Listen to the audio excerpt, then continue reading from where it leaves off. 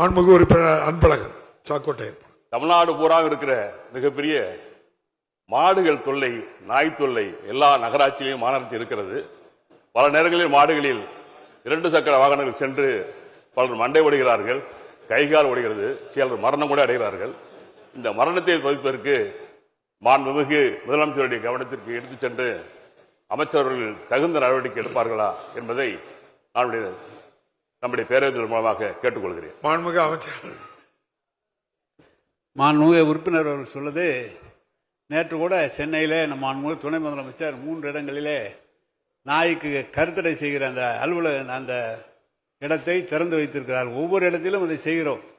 பிராணிகள் வதை தடுப்பு சட்டத்தின் கீழ் அதை எடுத்து அதை முற்றுமாக ஒழிப்பதற்கு வழி இல்லை.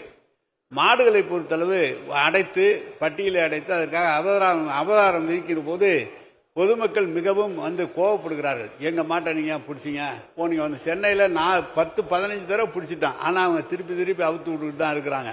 எனவே தொடர்ந்து மாநகராட்சி ஊழியர்கள் அந்த பணியை செய்து கொண்டு தான் இருக்கிறோம்.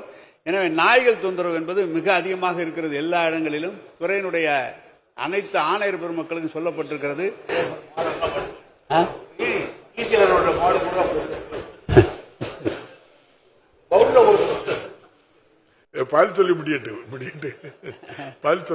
உறுப்பினர் அவர்கள் சொன்ன கருத்து அனைத்து ஆணையர் பெருமக்களுக்கும் தெரிவிக்கப்பட்டு அதை உரிய நடவடிக்கை எடுக்கப்படும் என்பதை தெரிவித்துக் கொள்கிறேன்.